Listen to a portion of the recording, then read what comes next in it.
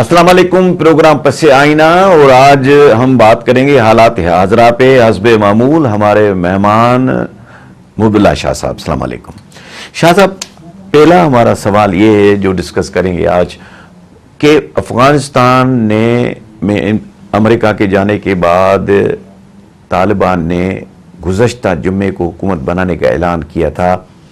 उनको कहीं प्रॉब्लम भी थी, पंजशीर में भी प्रॉब्लम थी, वो भी कहते हैं रफा दफा हो गया, मगर अब फिर सुना है कि जुम्मे को हुकूमत नहीं बनी और सुना है कि और 2 हफ्ते के लिए पोस्टपोन किया है। क्या समझते हैं, क्या देखते हैं आप? जब ये अफ़गानिस्तान में जैसे आपने कहा ना, तब्दीली तो बहुत बड़ी हुई है कि 20 साल के बाद वो हुकूमत आई है तालिबान की। मगर शाह साहब, अगर पूरी दुनिया पे हम नज़र डालते हैं, जहाँ जहाँ अमेरिका गया वहाँ इस तरह नहीं छोड़ गया है जहाँ इधर अफगानिस्तान में छोड़ गया है। हाँ, कहीं नहीं हुआ, कहीं नहीं हुआ है, कहीं नहीं हुआ ना। फर्स्ट ऑफ इट्स ओन एक ऐसा मामला है कि अमेरिका इतना ताकतवर मुल्क और इस तरह भाग चला जाए, निकल जाए अपने हथियार छोड़ छाड़ के, या उसको जो भी उन्होंने ख़त्म करके गए हैं, जो भी इनइफेक्टिव करके गए हैं, मगर इस तरह छोड़ के चला जाए और डेडलाइन दे के निकल जाए। तो ये बहुत से इसके असरात होंगे। अब हम इंशाल्लाह से बात करेंगे कि इस किस्म के सुपर पावर के जाने के रीजनल और दुनिया में वर्ल्ड। अभी हम बात करें अफगानिस्तान के इंटरनल की, ये फिर दोबारा बात करेंगे। अभी इंटरनल जो है, अब आप देखिए कि चूंकि ये 20 साल के बाद हुकूमत बनाने की कोशिश कर रहे हैं। अच्छा, पहले इनको तजुर्बा नहीं है इस तरह की हुकूमत बनाने का, न चलाने का, ये फर्स्ट टाइम होगा इनके लिए। फिर ये है कि तालिबान एक कोई पॉलिटिकल पार्टी तो नहीं है या सब एक ही डिसिप्लिन के सब हो, ये मूवमेंट है। अब इस मूवमेंट में मुख्तलिफ ग्रुप्स हैं। उन ग्रुप्स की उन्होंने अपने अपने मुख्तलिफ इलाकों पे उनके असरात है, कंट्रोल है। मसलन एक जो कंधार साइट के थे, जो ओरिजिनल तालिबान जिनको कहा जाता है, वो वहाँ से जब अमेरिका 2001 में आके वहाँ हुकूमत को तब्दील करवाया, तो वो फिर ये क्वेटा शूरा के नाम से वहाँ पे उनके ग्रुप जो थे, वहाँ पे गाइडेंस वगैरह ऑर्गेनाइज करना, इंतज़ाम करना या स्ट्रेटजी बनाना, वो वहीं से होती रही सीक्रेटली। लेकिन हर एक को मालूम है कि क्वेटा शूरा के नाम से वहाँ पे एक मरकज़ कायम हुआ था। उसके बाद ये भी है कि पेशावर में भी एक और मरकज़ कायम हुआ। जलालाबाद की साइड से इधर से जो लोग आए, उन्होंने वहाँ काफ़ी लीडर्स हैं उन्होंने अपने असरात और ये ग्रुप ये बना दिए। फिर बीच में ये जो हमारा वज़ीरिस्तान का इलाका है और उस दूसरी साइड पे जो नंगरहार और दूसरे सूबे हैं वहाँ पे अफ़गानिस्तान में, उन पे हक्कानी नेटवर्क का असर है। अब ये सब फातेह हो गए, सब कामयाब हो गए। अब जब आपस में पावर शेयरिंग की बात आती है तो इन सब ये पावरफुल लोग, हर एक ने अपनी कुर्बानियाँ दी हैं, स्ट्रगल किया है। अब किस अंदाज से पावर शेयरिंग होगी, ये बहुत ही पेचीदा मसला भी है। कुछ हद तक उन्होंने इस पे हल किया हुआ है, लेकिन बाकी भी ऐसे इश्यूज़ है जिनको वो अभी पूरा करेंगे। फिर ये भी है, आप देखें कि पिछले 2-3 साल से जब अमेरिका की इससे नेगोशिएशंस हो रही थी, तो वो एक पॉलिटिकल जो उनकी कमेटी थी, एक लिहाज से वो पॉलिटिकल कमेटी दोहा में, कतर में बैठ के नेगोशिएशंस कर रही थी। लेकिन जो मिलिट्री कमांडर्स थे वो तो यहाँ फाइट कर रहे थे तालिबान, अपना जो अशरफ गनी या हामिद कारज़ई की हुकूमत थी। तो ये मुख्तलिफ से ये इंटरेस्ट है, सबकी यही कोशिश थी कि हाँ एक हुकूमत तालिबान की हो जाए। ये बहुत सी बातें मुश्तरका भी है, लेकिन अपने अपने मफादात भी हैं। तो अब ये कुछ हल किए गए हैं, لیکن یہ جو آپ کہہ رہے ہیں نا کہ تاریخ جو دی تھی اس میں اب ایکسٹینشن کی ہے، تبدیل کر لیا ہے، تو معلوم یہی ہوتا کہ آپس میں ابھی کچھ ایسے ایشوز ہے جو آپس میں پاور شیئرنگ کے متعلق انہوں نے طے کر لیا۔ پھر یہ بھی بات جو آپ نے کہی کہ پنشیر میں کہ کچھ تھوڑی بہت یہ لڑائی شروع ہوئی تھی، لیکن اب طالبان نے پنشیر پر یہی رپورٹس ہیں کہ وہ انہوں نے قبضہ کر لیا ہے، اور وہاں پہ جو 2-4 وار لارڈس تھے، کچھ کہتے ہیں کہ وہ وہاں سے چلے گئے ہیں، کچھ کی یہ ہے کہ جو وہ نیگوسیشنز میں ہیں بیک گراؤنڈ سے، تاکہ پاور شیئرنگ میں ان کو بھی شامل کیا جائے۔ تو کئی لوز اینڈس ہیں۔ پاکستان کے لحاظ سے یہ بھی عام ہے کہ ٹی ٹی پی جو ہے، پاکستان سب سے زیادہ اس سے متاثر ہوا ہے اور اس نے بہت نقصان پہنچایا ہے پاکستان میں۔ اب طالبان کی حکومت یہ تو کہہ رہی ہے، نہیں، جو لوگ قید تھے ادھر جی ٹی ٹی پی کے جتنے لوگ قید تھے ان کو چھوڑا گیا ہے۔ وہ تو سب کچھ اب ان کو چھوڑا گیا ہے جب انہوں نے ایمنسٹی اناؤنس کر دی سب کے لیے۔ اس سے ایک چیز جو واضح نظر آئی ہے کہ ان کے حملے ہمارے قومی فورسز یا پاکستان کے فورسز پہ تھوڑی اس میں زیادہ کچھ ہونے لگے ہیں۔ جی ہے۔ ہاں، تو اب یہ سب چیلنجز ہیں جس سے افغانستان نے ہی ڈیل کرنا ہے۔ اب یہ پاکستان کے لحاظ سے یہ عام ایشو ہے، تو ظاہر ہے اب ہمارے لوگ گئے ہوئے ہیں کابل، جو ان سے گفتگو کر رہے ہیں، تو میرے خیال میں یہ بہت ہی اہم ایشو ہوگا کہ بھائی یہ جو لوگ ہیں ٹی ٹی پی، پاکستان نے یہ ڈیمانڈ کی تھی نا کہ یہ جو ہماری ڈیمانڈ ہے، جنہوں نے یہاں بڑے سیریس کرائمز کیے ہیں ان کو پاکستان کے حوالے کیا جائے۔ اب تازہ جو حملہ ہوا ہے کوئٹہ مسونگ روڈ پہ، اس سے جو ہے تو ایک لحاظ سے ٹی ٹی پی نے چیلنج کیا ہے افغان طالبان حکومت کو بھی کہ پاکستان اور آپ تو باتیں کر رہے ہیں ہمارے متعلق، لیکن انہوں نے اپنی ایک الگ سی طاقت دکھانے کی کوشش کی۔ سو میری نظر میں یہ تو چیلنج کیا ہے انہوں نے افغان طالبان حکومت کو، اور میرے خیال میں جو ہمارے لوگ گئے ہوئے ہیں پاکستان سے، تو وہ ان گفتگو میں ضرور اس کا کوئی نہ کوئی حل نکالیں گے۔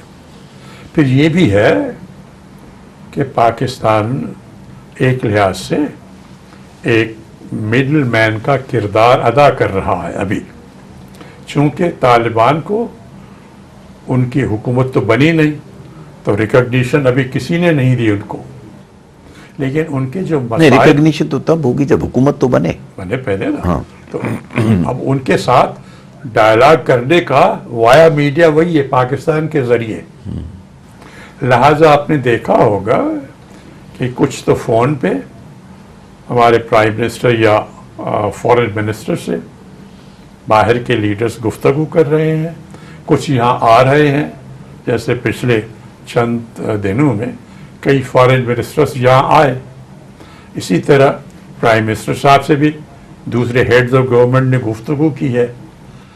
تو یہ بھی وجہ ہوگی کہ ہمارے جو لوگ یہاں سے گئے ہیں کابل، کہ وہ بھی یہ کہنا چاہتے ہوں گے کہ بھائی دنیا یہ سوچ رہی ہے یا ان کی یہ خدشات ہیں، وہ چاہتے ہیں کہ آپ ان خدشات کو دور کریں۔ تو یہ ایک مڈل مین، ایک میسنجر کا کردار ہے جو پاکستان ادا کر رہا ہے، تاکہ ابھی سے باتیں سلجھ جائیں، یہ نہ ہو کہ بعد میں کوئی مسائل پیدا ہو۔ تو ایک لحاظ سے پاکستان بہت ہی اچھا پازیٹیو رول کر رہا ہے۔ ایک تو یہ کہ دنیا کی جو اوپینین ہے یا مشورہ ہے یا کنسرنز ہیں، خدشات ہیں، وہ طالبان لیڈرشپ کو وہ بتا رہے ہیں کہ ان کو سامنے رکھ کے اپنی حکومت اور اپنی پالیسیز بنائیں، اور یہ بھی کہ آپ کی حکومت ایک تو جس طرح پہلے ہم نے بات کی۔ شاہ صاحب، اس میں ایک بات جو سوال آتا ہے وہ یہ آتا ہے کہ اس کا مقصد یہ ہے کہ they have no smooth sailing اس لیے کہ آپ ایک جمعے کو کہیں کہ ہم گورنمنٹ اناؤنس کریں گے اور گورنمنٹ اناؤنس نہیں ہو رہی ہے تو اس کا مقصد ہے کہ کافی اختلافات ہیں جن کو ریزالو کرنے کے چکر میں طالبان جو ہیں وہ لگے ہوئے ہیں. کچھ ظاہر ہے کچھ باتیں طے نہیں ہوئی جس کا کچھ ہم نے ذکر کیا کہ آپس میں یہ 2-3 گروپس ہیں نا، یہ پاور سینٹرز ہیں، ان کے اپنے اپنے علاقوں میں اثرات ہیں، کنٹریبیوٹ کیا ہے، اسٹرگل کیا ہے، لیکن اب پاور شیئرنگ میں کتنا حصہ کس کو ہونا چاہیے اس پہ گفتگو ہو رہی ہے. پھر یہ بھی ہے کہ طالبان کے علاوہ سر افغانستان میں 36 صوبے ہیں، ٹھیک. اب 36 ہی ریپرزنٹیشن مانگتے ہیں جو کہ دینی پڑے گی طالبان کو. تو اس کا مقصد یہ ہے کہ اتنی بڑی کیبنٹ وہ افورڈ کر پائیں گے کیونکہ اکنامک ان کے اپنے پرابلمس بھی بہت ہیں.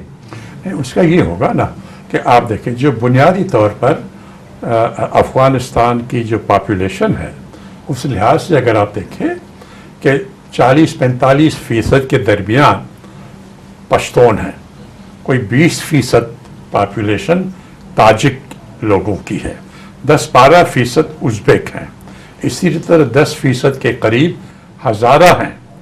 تو 36 کو نہ بھی دیں لیکن پشتونوں کو، تاجکوں کو، ایرانی فارسی بولنے فارسی والے، ازبیک ہیں، ہزارہ ہیں، ان کو نمائندگی دینی ہوگی. اب کیسے نمائندگی دیں گے اس پہ بھی گفتگو ہو رہی ہے اور آپس میں بھی پاور شیئرنگ ہو رہی ہے. یہ باتیں ابھی کچھ دن کے بعد ظاہر ہوں. شاہ صاحب ایک وقت لیتے ہیں، ناظرین لیتے ہیں ایک وقفہ، ملتے ہیں وقفے کے بعد.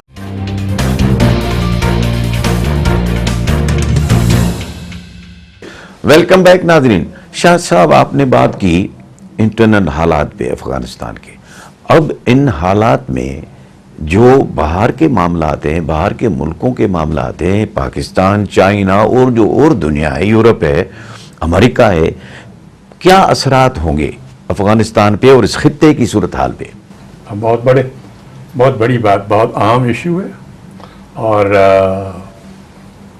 ایک لحاظ سے جو پاور سٹرکچر ہے دنیا کا وہ کافی حد تک اس میں تبدیلی آ رہی ہے ورلڈ وائڈ اور ریجنلی، اس میں بھی علاقائی بھی اور دنیا کے لحاظ سے. ہم اس کے متعلق ناظرین کو کچھ بتائیں گے.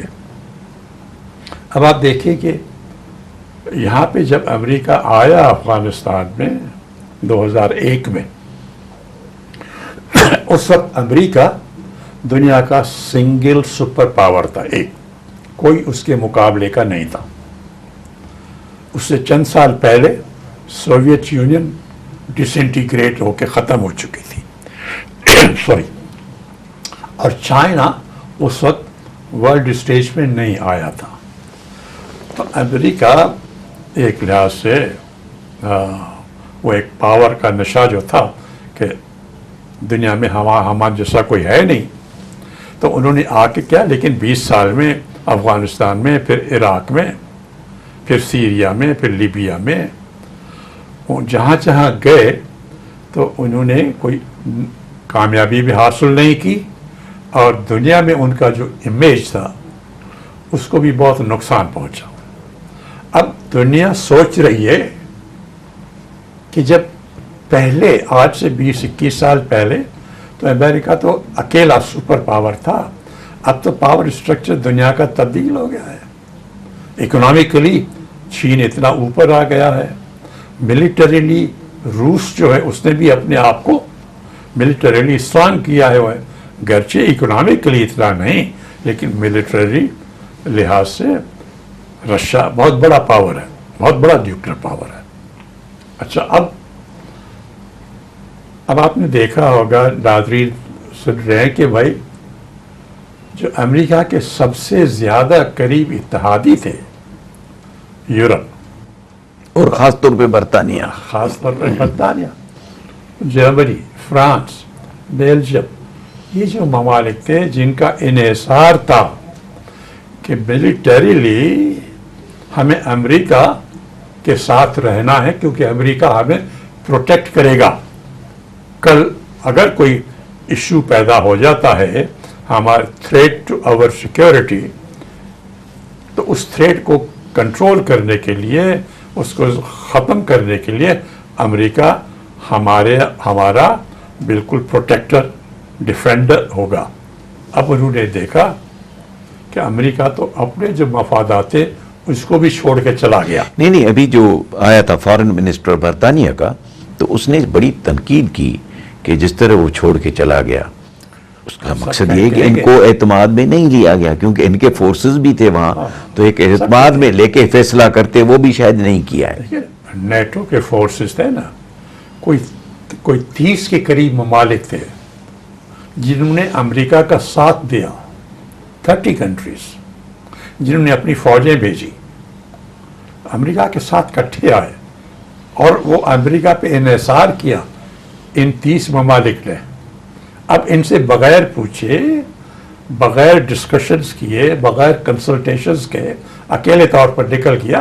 ان کو تو بڑا شاک ہوا.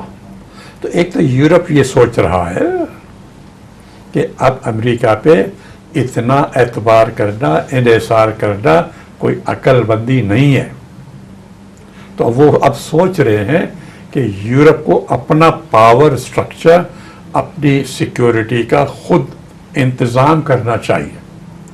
اکیلے نہیں, چھوٹے چھوٹے ممالک ہیں لیکن کٹھے, جس طرح یورپین یونین ہے جو ایک اکنامک یا کمرشل بلاک ہے, اس طرح ان کو کٹھا ایک ڈیفنس سسٹم کرنا چاہیے. وہاں پہ اب خود بائیڈن صاحب نے بھی اس کی تصدیق کر لی. جو ایک بیان انہوں نے دیا کہ امریکہ کا وہاں سے ہم دنیا کے پولیس مین اب نہیں ہوں گے. اب اگر کہیں پہ سیکیورٹی ایشوز یہ وہ ہوتے تھے, پہلے تو وہ سنگل سپر پاور تھا تو وہ پہنچ جاتا تھا, نہیں ہم اس کو یوں کریں گے, وہ کریں گے, کنٹرول کریں گے, جس طرح چاہتے تھے اس طرح وہ. اب وہ خود کہہ رہے ہیں کہ ہم دنیا کے پولیس مین نہیں ہیں, یہ ہمارا ہم کام نہیں کریں گے, ہم زیادہ تر توجہ اپنے ملک پہ دیں گے. اور اب انہوں نے اپنے انفراسٹرکچر, اپنے ملک کے اندر راستے, بریجز وغیرہ, ان کو ریلویز کو بہتر کرنے کے لیے نیا بجٹ پاس کرایا ہے کانگریس سے. تو اب امریکہ کی توجہ دنیا سے ہٹ کے اپنی طرف آ گئی. اب وہ اگر اپنی طرف ان کی توجہ آ گئی, ان کا صدر بھی کہہ رہا ہے ہم دوسروں کے اگر تھریٹ ٹو سیکیورٹی ہے ہم زیادہ تر اس میں نہیں آئیں گے. تو ایک تو یورپ کا میں نے آپ کو بتایا کہ جی وہ اب خود سوچ رہے ہیں کہ جی ہم اپنا انتظام خود کر لیں. اب امریکہ انحصار کرنا اس پہ غلط ہے, وہ خود بھی کہہ رہا ہے. نمبر 2, مڈل ایسٹ میں جتنے یہ چھوٹے عرب ممالک رہے ہیں مڈل ایسٹ کے, ان سب کا انحصار امریکہ پہ رہا ہے پچھلے کئی دہائیوں سے. اب عراق نے کوشش کی ہے کہ ایک مڈل ایسٹ کی کانفرنس کرے جس میں جتنے بھی عرب ممالک مڈل ایسٹ کے ہیں ان کو بلائے, اور ساتھ انہوں نے ترکی کو انوائٹ کیا ہے. اب کوشش یہ ہے کہ یہ جو یہاں پہ جھگڑا کافی عرصے سے چلا آ رہا ہے سعودی عرب اور ایران کے درمیان, تو ایک لحاظ سے پہلے تو عربوں کو بڑی امید تھی امریکہ سے. اب اگر امریکہ پیچھے ہٹ رہا ہے اور وہ کہتا کہ میں آپ کا پولیس مین نہیں بنوں گا, آپ اپنی حفاظت خود کیجئے, تو اب ان کو خیال آ رہا ہے. اس سے ایک اور بھی پوائنٹ ہے نا, ایک ٹریک ریکارڈ ثابت ہو گیا کہ امریکہ چھوڑ جاتا ہے مجدار میں. یہ بھی ہے نا ایک جو سینس آف انسیکیورٹی ہے نا, دیٹ از آلسو امپورٹنٹ. تو اس وجہ سے وہ اب نیا راستہ اب وہ تو اب تلاش کر رہے ہیں. اب اس میں یہ ہے, اس لیے میں نے کہا نا عربوں نے اس عراق والی جو کانفرنس ہے اس نے ترکی کو شامل کیا. اب ترکی تو عرب ممالک میں نہیں ہے لیکن ترکی کی بڑی پوزیشن ہے, ایک بڑی عزت والی اور اتھارٹی کی پوزیشن ہے کہ وہ بیچ میں پڑے. وہ نیٹو کے ممالک کا بھی ممبر ہے, نیٹو کنٹریز کا, امریکہ سے بھی ہے, پھر اپنے طور پر بھی اس کی طاقت ہے. تو ایک تو امید یہ لگ رہی ہے کہ یہ امریکہ کا ایک تو یورپ پہ اثر ہوگا, پھر یہ مڈل ایسٹ پہ اثر ہوگا. تو شاید یہ امید کی جا رہی ہے کہ سعودی عرب اور ایران کے تعلقات میں جو تناؤ پہلے تھا اب وہ کم ہوگا، کچھ شاید بہتری آئے گی، اور یہ رول ترکی کو ملے گا کہ پھر مڈل ایسٹ میں بھی ایک نئی ایکویشن پیدا ہو۔ تیسرا ایشو جو پیدا ہوگا وہ یہ جو ہمارا علاقہ ہے، پاکستان ہے یا جو افغانستان کے اور پڑوسی ممالک ہیں۔ اب اس میں جو سب سے بڑا، ہم پہلے بھی ایک گفتگو کر رہے تھے کہ یہاں پہ جو اہم رول ہوگا وہ یہی ہے، پاکستان، چین، روس اور ایران۔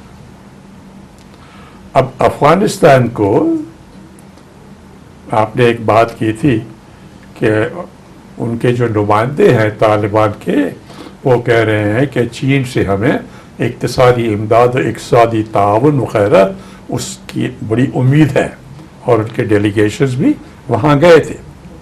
اوکے، سو اس کا مطلب وہ بھی اس کوشش میں ہیں، افغانستان کی جو نئی لیڈرشپ ہے وہ بھی یہ کوشش نہیں، انہوں نے کر رہی ہے۔ اوپنلی کہا ہے کہ ہماری مدد کا زیادہ تر دار و مدار چائنا کی سپورٹ پہ ہوگا۔ بالکل ہوگا۔ چائنا نے پھر کچھ کنڈیشنز رکھی ہیں کہ بھئی آپ نے دہشت گردی کی سپورٹ نہیں کرنی ہے۔ بالکل ہے نا، کوئی بلینک چیک تو کوئی نہیں دیتا نا، بین الاقوامی تعلقات میں بلینک چیک تو کوئی نہیں دیتا نا، یہ گیو اینڈ ٹیک کا ہوتا ہے مسئلہ ہمیشہ۔ آپ کو امداد کوئی بھی دیتا ہے تو اس کی بھی کچھ شرائط ہوتی ہیں کہ جی ان کے جو خدشات ہیں یا پاکستان کے خدشات ہیں، مثلا چین کے ہیں، روس کے ہیں، ایران کے بھی ہیں، کہ جی ہمارے جو خدشات ہیں ان کو آپ کیسے حل کریں گے، ہمیں بھی تو اطمینان دلائیے، ہم آپ کے ساتھ تعاون کرنے کو بڑا بالکل تیار ہیں، امداد بھی دیں گے، پولیٹیکل سپورٹ بھی دیں گے، اکنامک سپورٹ بھی آئے گی، لیکن ہمارے خدشات کو بھی آپ ذہن میں رکھیں۔ اور جو ہم بات کر رہے تھے پہلے کہ جو ہمارا ڈیلیگیشن وہاں گیا ہے، یہ بھی اس بات پہ بھی اندازہ ہے کہ گفتگو ہوگی کہ یہ جو خدشات ہیں ہمارے پڑوسی ممالک کے، پاکستان، چین، روس اور ایران، اس کے بھی خدشات کو آپ کس طرح حل کریں گے تاکہ ریجنل پیس اور سیکیورٹی اس میں آ جائے اور پھر امداد بھی چلے۔ تو فوری طور پر تو یہ ہے کہ جی یونائٹڈ نیشنز کے تھرو ان کو ہیومینیٹیرین ایڈ مل رہی ہے، لیکن افغانستان کی ڈیمانڈز بہت زیادہ ہیں، اس کو ملک کو چلانے کے لیے یہ تو ہیومینیٹیرین ہو گئی، کھانا دے دیا، دوائی دے دی ضرورت کے مطابق، لیکن جو ملک چلانے کے لیے جو ضروریات ہیں اس کے لیے یہ جو خدشات ہیں آپ دوسرے ممالک کے خدشات دور کریں تو پھر آپ کو امداد وغیرہ شروع ہو جائے گی۔ لیتے ہیں ایک وقفہ، ملتے ہیں ناظرین وقفے کے بعد۔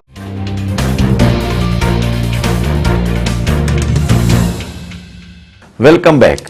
شاہ صاحب، پاکستان کے وزیر اعظم عمران خان نے کہا ہے کہ عوام ٹیکس نہیں دے رہا ہے اور دے ہیو مینی ایکسپیکٹیشنز، بہت کچھ ایکسپیکٹ کر رہے ہیں کہ ہمیں یہ ملے وہ ملے۔ یہ پاکستان بٹن دبانے سے تو ٹھیک نہیں ہوگا، ٹیکس لوگوں کو دینا ہوگا تاکہ ملک میں پیسہ آئے اور پھر ترقی کرے ملک۔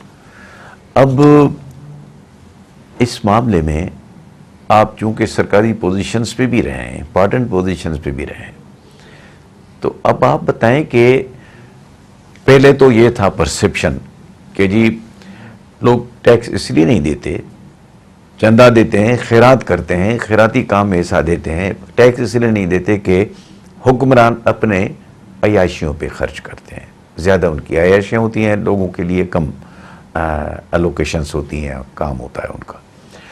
اب ان حالات میں عمران خان 3 سال سے حکومت میں ہے، کوئی خاطر خواہ اضافہ نہیں ہوا ہے، کیونکہ اگر عمران خان پرائم منسٹر پاکستان کا کہتا ہے کہ میں ایماندار بھی ہوں اور میں ریاست مدینہ کی کاپی کر رہا ہوں، یہ کر رہا ہوں، وہ کر رہا ہوں، تو بہتری تو کوئی نہیں آ رہی ہے، اور اوپر سے پرائم منسٹر کا یہ کہنا کس طرح دیکھتے ہیں؟ صاحب یہ جو ہے کہ پاکستان میں بہت کم لوگ ٹیکس دیتے ہیں. یہ ایک بہت پرانا مسئلہ چلا آ رہا ہے یہاں پہ. میرے خیال میں یہ پچھلے 30-40 سال سے چل رہا ہے اور یہ درد سر رہا ہے بہت سی حکومتوں کا. اب آپ ایسے دیکھیں کہ کئی ممالک ایسے ہیں ایشیا کے جہاں پہ tax to G D P ratio جو ہوتا ہے, جس سے دیکھتے ہیں کہ جی کتنا آمدنی کا کتنا حصہ لوگ ٹیکس دیتے ہیں. تو کئی ممالک ہیں ایشیا میں جن میں 18-20%, 24% tax to G D P ratio ہے. پاکستان میں 9% ہے. کہاں 24%؟ ایشیا کے دوسرے ممالک, تھائی لینڈ ہے, ملیشیا ہے, انڈونیشیا ہے, کہاں 22 اور 24% tax to G D P ratio, کہاں 9%. پاکستان میں پہلے 14-15% تک گیا تھا, ہمیشہ ایسی حالت رہی تھی. 14-15% تک tax to G D P ratio گیا تھا, پھر وہ گرتا گیا. اب اس میں بہت سی پالیٹکس بھی ہے. حقیقت میں جیسے آپ نے کہا میں رہا ہوں, میں نے پرائم منسٹر کے ساتھ کام کیا ہے اور اس اکنامک اور فائنانس سائڈ پہ, تو ہمیں بھی یہی درد سر اس حکومت کے پاس یہ تھا کہ جی اب کیا کریں. پھر ہم نے معلومات صحیح حاصل کرنے کے لیے ایک سروے کرایا. سروے کس سے کروایا؟ یونیورسٹی کے طلباء سے, اسٹوڈنٹ سے. گورنمنٹ نے فنڈنگ کی, ہم نے ایف بی آر کو نہیں کہا کہ آپ سروے کریں, کوئی وجوہات تھی. ہم نے کہا کہ اسٹوڈنٹس کو اور سروے یونیورسٹی کے کہ آپ جائیں اور ان میں سوالات ایسے انٹیلیجنٹلی ایسے حساب سے دیے گئے تھے کہ آپ ڈائریکٹلی یہ نہیں پوچھتے کہ آپ ٹیکس کتنا دیتے ہیں, کیونکہ کوئی نہیں بتاتا سچ. وہ ان سے پوچھتے تھے کہ وہ خاص طور پر ہم نے جو 3 بڑی مارکیٹس تھی, کراچی کی, اسلام آباد کی, لاہور کی, ان میں سروے کرایا. اور چونکہ ابھی بھی یاد ہے, چونکہ وہ اتنی اہم بات تھی. ایک تو ہم نے یہ کہا کہ جی یہ جو بوری بازار ہے کراچی کی, یہاں پہ اس زمانے میں کوئی 750-800 دکانیں تھیں بوری بازار میں. بوری بازار کا سروے کرایا اسٹوڈنٹ سے. دوسرا انارکلی, اس میں کوئی انارکلی لاہور کی, ٹھیک ہے صاحب, اس میں 1500-1700 دکانیں ہیں, ان کے سروے کرایا. اور تیسرا اسلام آباد کی F7 کی سپر مارکیٹ ہے, اس میں کوئی 120 یا 125 کے قریب دکانیں ہیں. اب یہ تینوں اس لیے سلیکٹ کیے گئے کہ یہ 3 بڑے شہروں کے بڑے شاپنگ مرکز ہیں. تو اسٹوڈنٹس کو وہ بھیجا, انڈائریکٹلی سوالات دے, کتنے لوگ کام کرتے ہیں, سیلز مین آپ کے پاس ملازم کتنے ہیں, یہ جو ہے بجلی کا بل کتنا آتا ہے, اور رینٹ اگر دیتے ہیں دکان کی وہ کیا ہے, فلاں فلاں.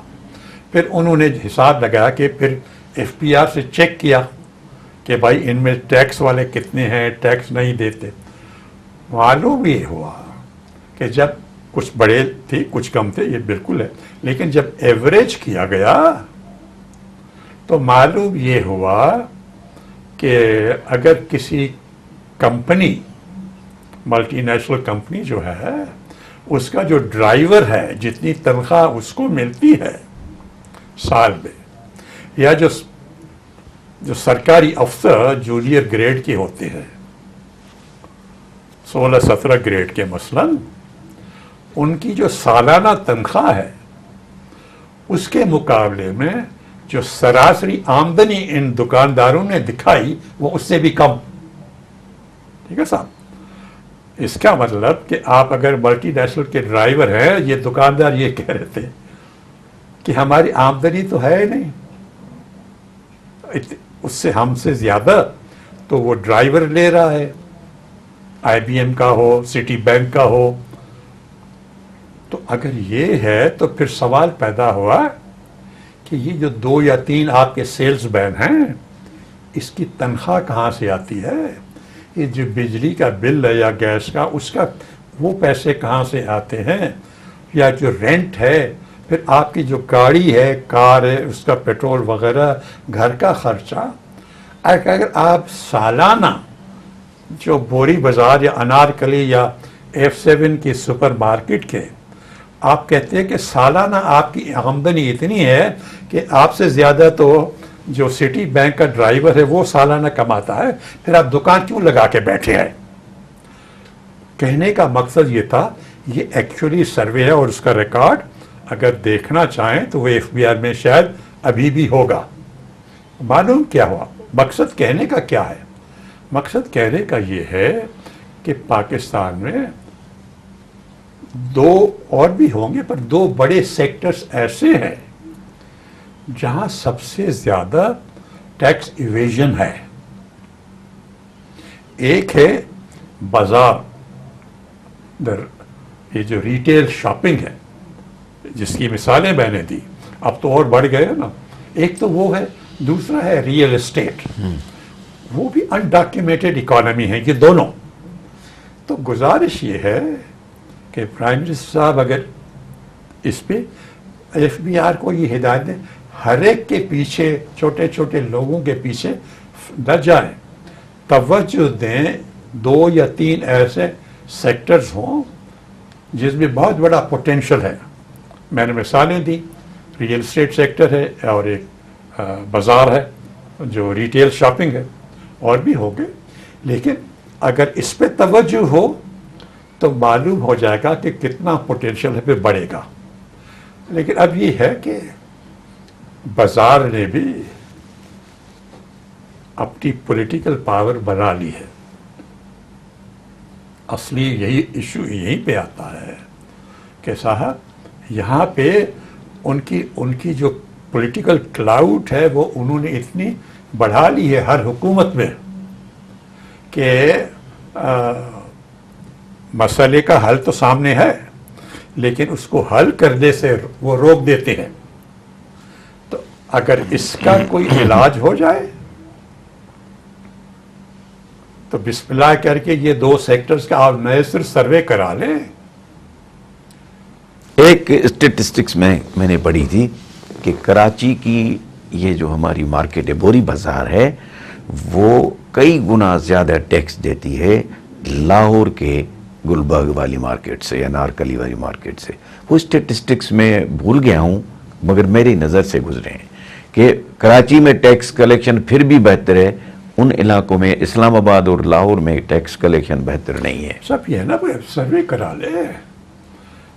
کرا لے نئے سرے سے، اور FBI سے نہ کرائے وہ، اور انڈائریکٹلی سروے کرا کے آپ معلوم کریں تو پھر جو ہے آپ کو معلوم ہو جائے گا۔ یہ جو سوال آپ اٹھا رہے ہیں یہ بھی کچھ لوگوں کے اگر خدشات ہیں وہ بھی کلیئر ہو جائیں گے جب ایک فیکچول سروے ہو جائے گا، تو یہ بات کلیئر ہو جائے گی۔ یہاں تو ایسے بھی ہے، میں آپ کو کیا بتاؤں، ایک بات،